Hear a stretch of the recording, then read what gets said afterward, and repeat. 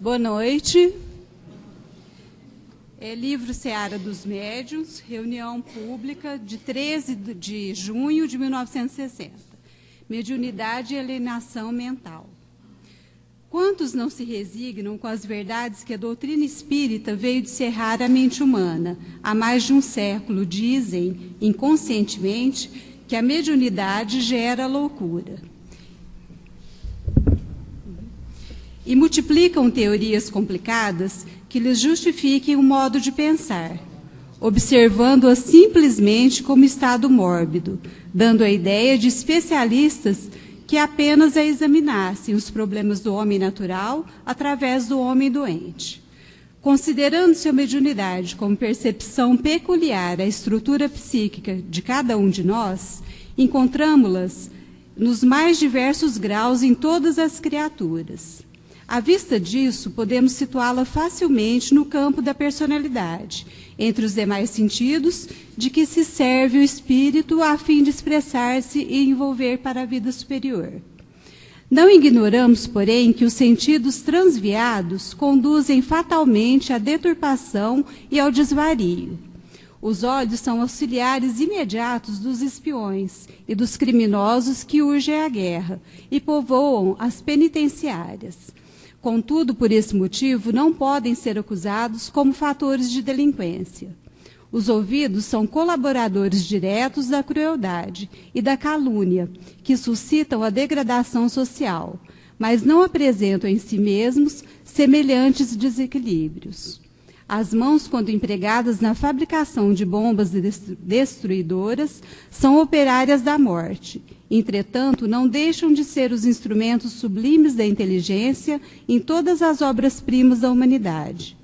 O sexo que constrói o lar em nome de Deus, por toda parte, é vítima de tremendos abusos, pelos quais se amplia terrivelmente o número de enfermos cadastrados nos manicômios. Contudo, isso não é razão para que se lhe deslustre a missão divina. A manifestação é da instrumentalidade, o erro é da criatura. A faculdade mediúnica não pode, assim, responsabilizar-se pela atitude daqueles que a utilizam nos atos de ignorância e superstição, maldade e fanatismo. E qual acontece aos olhos e aos ouvidos, às mãos e ao sexo, que depende do comando mental, a mediunidade, acima de tudo, precisa levantar-se e esclarecer-se, edificar-se e servir, com bases na educação.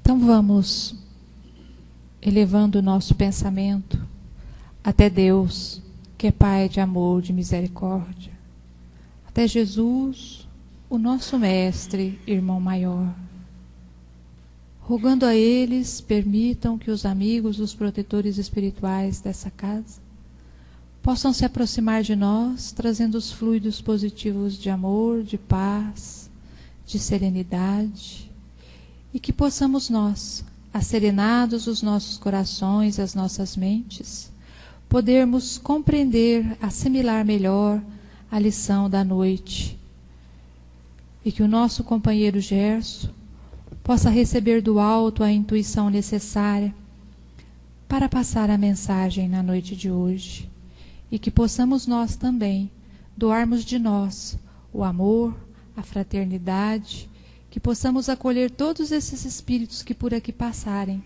necessitados de socorro e de amparo. Seja conosco, Jesus, neste momento, que assim seja. Então, hoje nós vamos fazer uma reflexão a respeito da disciplina, o nosso companheiro Gerson que vai falar.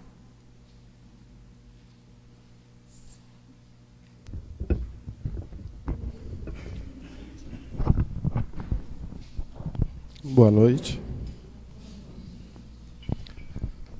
Nossa reflexão de hoje é sobre a pontualidade,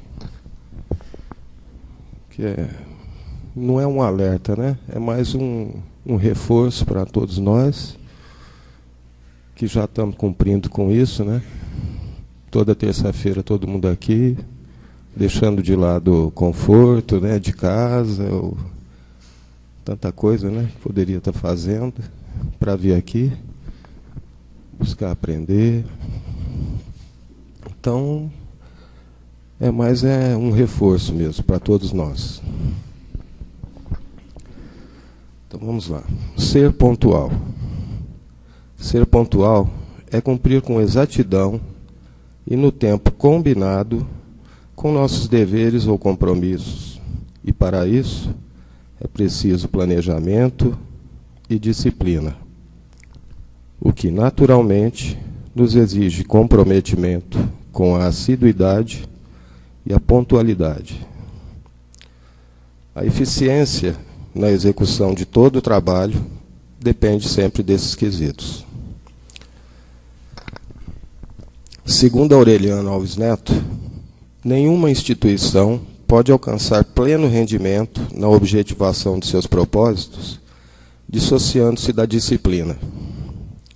Nas instituições espíritas, sobretudo, a disciplina constitui a pedra angular de todo o êxito no servir. Não é subserviência no obedecer, mas cooperação no realizar. Essa disciplina começa pela assiduidade, cujo complemento ideal é a pontualidade. André Luiz, na psicografia de Chico Xavier, no livro Desobsessão, ele dedica um capítulo ao assunto. E nós vamos citar aqui o que ele diz. Nesse capítulo ele define a pontualidade como tema essencial do cotidiano e disciplina da vida. E nos dá alguns exemplos, né, desse cotidiano. Administrações não respeitam funcionários relapsos. A gente procura sempre não se atrasar, né, nos nossos compromissos. Se atrasar, dói no bolso, não é? Perde o domingo. Em casa, estimamos nos familiares os compromissos em dia, os deveres executados com exatidão. Acho que em tudo, né, a disciplina, a pontualidade facilita a vida de todos, né? A distribuição das tarefas, né, para dar prosseguimento a tantas obrigações, né, que nós temos nos dias de hoje. Habitualmente, não falhamos no horário marcado com personalidades importantes a fim de lhes correspondermos ao apreço. E ele continua. Nas lides da desobsessão, é forçoso entender que benfeitores espirituais e amigos outros desencarnados se deslocam de obrigações graves da vida superior a fim de nos assistir e socorrer. Allan Kardec, no livro dos Médiuns, ele cita o comparecimento dos espíritos às reuniões, nos advertindo. Eles têm suas ocupações e, além disso, podem achar-se em condições desfavoráveis para serem evocados. Quando as reuniões se efetuam em dias e horas certos, eles se preparam antecipadamente para comparecer, e é raro que faltem. Alguns mesmo há que levem ao excesso a sua pontualidade. Formalizam-se quando se dá o atraso de um quarto de hora, e se são eles que marcam o momento de uma reunião, for inútil chamá-los antes desse momento. Então é importante, né, que a gente compreenda que em toda reunião espírita, seja ela prática ou doutrinária, a equipe já se deslocou, né, já se antecipou para preparar o ambiente, para nos assistir, né, que eles ficam conosco o tempo todo, nos amparando, nos orientando, e só se retiram após o término da reunião, né? Então, acho que o que nós podemos fazer é nos esforçar sempre, né, por retribuir essa dedicação com empenho, com perseverança, que é o que todos aqui estão fazendo, né?